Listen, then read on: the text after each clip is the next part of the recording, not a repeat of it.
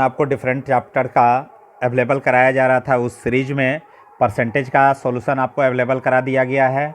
उसके बाद profit loss and discount का प्रॉब्लम जो है वो उसका सॉल्यूशन आपको अवेलेबल करा दिया गया है, सारे प्लेलिस्ट में है, वहाँ से आप वीडियो देख लीजिएगा।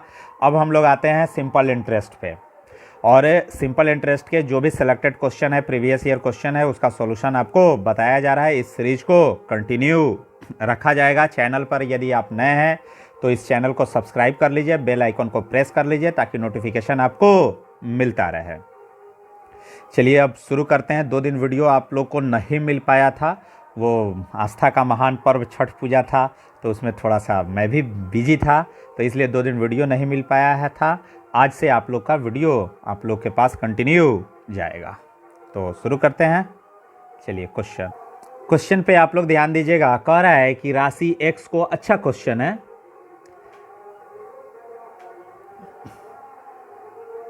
क्वेश्चन कह रहा है राशि x को 20% प्रति वर्ष की ब्याज दर पर 2 वर्ष के लिए साधारण ब्याज वाली योजना में निवेश किया जाता है।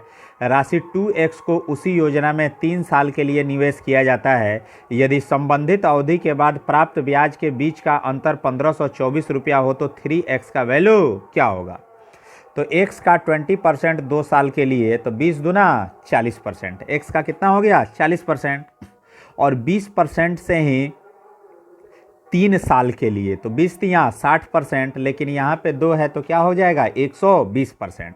अब 40% और 120%, बात समझ में आ रही है ना। ये 20 दूना कितना हो गया 40%, और इसी 20 का 20 तियाँ 60 और 60 दूना 120%, यानी 120% और 40% का डिफरेंस कितना हो गया 80%।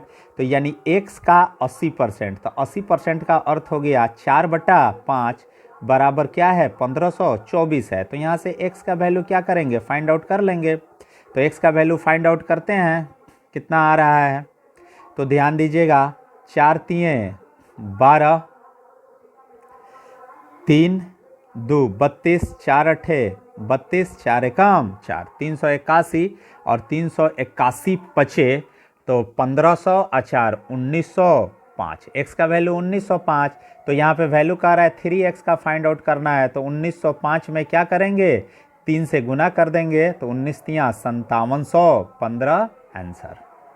ओके, SBI PO का पूछा हुआ क्वेश्चन है। देखिए क्वेश्चन का साइज देख के आपको बिल्कुल नहीं घबराना है। नेक्स्ट, चलिए क्वेश्चन पे यहाँ पे ध्यान दीजिए, बस क्वेश्चन आप पढ़िए अच्छे से। एक व्यक्ति साधारण ब्याज पर एक निश्चित राशि का निवेश करता है, 8 वर्ष बाद उसे 16% का ब्याज मिलता है। यदि वह उसी राशि को 4 वर्ष के लिए निवेश करता है तो उसे 9600 रुपया ब्याज के रूप में मिलता है। तो ध्यान दीजिएगा बालक, 8 वर्ष में 16% ब्याज मिलता है, तो 4% में कितना मिलेगा, आधा मिलेगा, तो 8% ब्याज मिलेगा, और यह 8% किसके बराबर है 9600 के बराबर है। तो 8% बराबर 9600, तो कह रहा है राशि क्या है, यानी 100% फाइंड आउट करना है।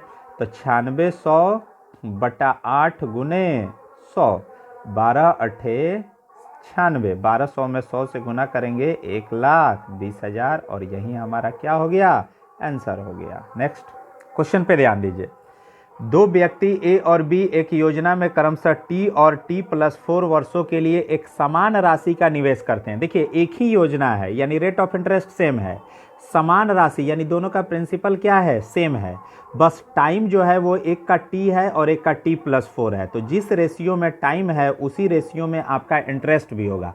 तो इंटरेस्ट का रेशियो दे दिया है, तो टाइम का रेशियो से इक्वेट कर देंगे, यानी T/T+4 is equal to 1/2। Solve कर लेते हैं, 2T is equal to T+4, 2T में से T सब्सट्रैक्ट हो जाएगा तो T इज इक्वल टू 4, यानी T का वैल्यू कितना आ जाएगा 4 आ जाएगा। नेक्स्ट क्वेश्चन पे ध्यान दीजिए। आशुतोष 2 समान राशियां उधार देता है, एक 13% प्रति वर्ष की दर से 5 वर्ष के लिए और दूसरी 9 वर्ष प्रति वर्ष की दर से 6 वर्षों के लिए। वह दोनों राशियां साधारण ब्याज पर उधार देता है। दोनों मामलों में अर्जित ब्याज का अंतर 1320 है, तो राशि ज्ञात कीजिए। कुछ नहीं, बहुत ही आसान क्वेश्चन। 13% 5 वर्ष के लिए तो 13 पचे 65, 9% 6 वर्षों के लिए तो 9 छक 54, तो 65 आ 54, 65% और कितना परसेंट, 54%, यानी दोनों का डिफरेंस कितना हो गया, 11%। और यह 11% है 1320 के बराबर, तो राशि निकालनी है तो 100% निकालेंगे, तो ये हो गया 120, तो 100% यानी 120 गुना 100, 12,000, कितना हो गया, 12,000। यही आपका आंसर। नेक्स्ट क्वेश्चन देखिए कैसे टिपिकल थोड़ा सा कर देता है। लैंग्वेज पढ़ के आप लोग बिल्कुल नहीं घबराइएगा। अब इतना बड़ा निर्देश दे दिया कि एक और दो नाम की दो मात्राएं दी गई है, जानकारी के आधार पर आपको दो मात्राओं के बीच संबंध निर्धारित करना है। दिए गए आंकड़े और अपने गणितीय ज्ञान का उपयोग करते हुए संभावित उत्तर का चयन कीजिए। मात्रा एक निश्चित राशि 12% साधारण ब्याज की दर से 2 वर्ष के लिए निवेश की जाती है और साधारण ब्याज 1200 है, तो 12 दूना 24%, तो 24% किसके बराबर है, 1200 के बराबर है, तो 100% निकाल लेंगे, तो 100% 24% अगर 1200 है तो 100% कितना हो गया, 50, यानी 5000 हो गया। अब ध्यान दीजिएगा, अब मात्रा दो जो है वो 6000 है, तो मात्रा एक हो गया 5000 और मात्रा दो कितना दिया है, 6000, तो निश्चित है कि यहाँ पे मात्रा दो क्या है, मात्रा एक से अधिक है, तो इसका आंसर हो जाएगा कि मात्रा 2 इज ग्रेटर देन मात्रा 1। ओके, नेक्स्ट क्वेश्चन पे ध्यान दीजिएगा। विजय 3 लाख की मूल राशि को 3 साल के लिए सावधि जमा में निवेश करता है। वह 20% प्रति वर्ष की दर पर निवेश करता है। उसकी निवेश अवधि के अंत में उसके द्वारा अर्जित साधारण ब्याज कितना होगा। तो ध्यान दीजिएगा, ये 3 लाख की मूल राशि 3 साल के लिए 20% पर, तो 20 तियां 60% होगा, यानी जितना राशि इन्वेस्ट कर रहा है उसका कितना परसेंट, 60% उसको इंटरेस्ट मिलेगा। तो 60% इंटरेस्ट मिलेगा। यहाँ पे ध्यान दीजिएगा, एक लड्डू तो ये रहेगा, हाँ चलिए, तो 3000 और 3000 में 60 से गुना करेंगे, 36 का 18 और 4 लड्डू यानी 1,80,000। ओके, नेक्स्ट क्वेश्चन पे ध्यान दीजिएगा। एसएससी सीजीएल का पूछा हुआ क्वेश्चन है, सारे करंट क्वेश्चन है, 2017 का ही है। एक निश्चित राशि साधारण ब्याज पर 5 वर्षों में स्वयं की तिगुनी हो जाती है, कितने वर्षों में यह 5 गुनी हो जाती है। तो तरीका क्या होता है, n1 - 1/t1 is equal to n2 - 1/t2। तो पहले कह रहा है कि तिगुनी हो जाती है, तो n1 के जगह पे 3, तो 3 में से 1 घटेगा तो 2, अब बटा समय कितना है 5। यहाँ पे कह रहा है कितने वर्षों में यह 5 गुना हो जाएगा, तो n2 के जगह पे 5 रखेंगे तो 5 में से 1 घटेगा तो 4/t2, 2 दूना 4 और t2 बराबर क्या हो गया, क्रॉस कर लिए तो 5 दूना 10, यानी 10 वर्ष आंसर। नेक्स्ट क्वेश्चन पे ध्यान दीजिएगा। 900 रुपया की राशि पर 81 रुपया 4.5% की दर से ब्याज प्राप्त करने के लिए कितना समय लगेगा। तो 900 रुपया में कितना रुपया ब्याज प्राप्त हो रहा है, 81 रुपया। तो 900 रुपया में 81 रुपया ब्याज प्राप्त हो रहा है, तो कितना परसेंट हो गया, आपको 9% हो गया। एक साल में ब्याज मिल रहा है 4.5%, तो 9% ब्याज लेना है तो कितना समय लगेगा, 2 साल। कितना लगेगा, 2 साल। आंसर क्या हो गया, 2 साल। नेक्स्ट क्वेश्चन पे ध्यान दीजिएगा। श्री थॉमस ने 14% प्रति वर्ष और 11% प्रति वर्ष की साधारण ब्याज पर क्रमशः 2 अलग अलग योजनाओं ए और बी में 13,900 की राशि का निवेश किया। 2 वर्षों में अर्जित साधारण ब्याज की कुल राशि 3,508 हो, तो योजना बी में निवेश की गई राशि क्या थी।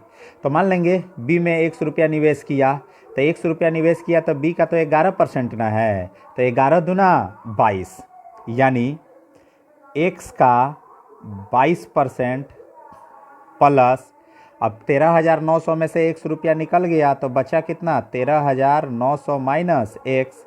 अब इसका कितना परसेंट, 14 है, तो 14 दूना 28%,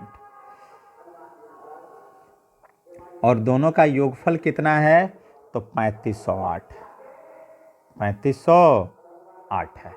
अब इसे क्या करते हैं, सोल्व करते हैं, तो आराम से सोल्व करेंगे। 22x माइनस 28x क्या हो गया, माइनस 6x प्लस 13,900 गुने 28 और इज इक्वल टू क्या हो जाएगा, 3508 और गुना 100। अब इसे क्या करते हैं, सोल्व करते हैं। हाँ ध्यान दीजिएगा, अब ये आ गया आपका टर्म -6x, अब प्लस इसको क्या करते हैं मल्टीप्लाई करेंगे, तो मल्टीप्लाई करने के बाद आपका आ जा रहा है 38389200 आई इज इक्वल टू, इसको जब मल्टीप्लाई कर रहे हैं तो 350800। अब इसको इधर क्या करेंगे सब्सट्रैक्ट करेंगे, तो -6x is equal to term कितना आ गया -38400। ओके, अब इसको सोल्व करते हैं, 6 36 और 6 24, यानी x का वैल्यू क्या आ गया 6400, यानी b जो है वो b में निवेशित राशि कितना है 6400 रुपया है। नेक्स्ट क्वेश्चन कह रहा है क्या, एसएससी CHSL का पूछा हुआ क्वेश्चन है, प्रतिवर्ष 13% की सांकेतिक ब्याज दर के अनुसार अर्धवार्षिक रूप में देय ब्याज का प्रभावी वार्षिक दर क्या होगा। पहले क्वेश्चन समझ जाइए, कह रहा है कि एनुअल जो है रेट ऑफ इंटरेस्ट 13% है, तो यदि हाफ ईयरली अगर किया जाए तो एक साल में इफेक्टिव रेट ऑफ इंटरेस्ट क्या होगा।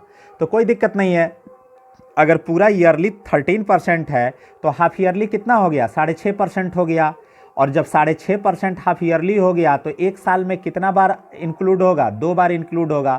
तो इसका फॉर्मूला हो जाता है इफेक्टिव का, अगर 2 साल रहे तो 2x + x²/100, तो 2 × 6.5 प्लस 6.5 का स्क्वायर अपॉन 100, तो 6.5 में 2 से गुना करेंगे तो ये हो गया 13 प्लस 6.5 का स्क्वायर करेंगे, स्क्वायर का तरीका आप लोग को बताया गया है, 6 सते 42.25 बटा 100, यानी 13 प्लस 0.4225, यानी 13.4225 अप्रॉक्स कितना आ गया 13.42%, यानी इफेक्टिव रेट ऑफ इंटरेस्ट जो है वो 13.42% है। नेक्स्ट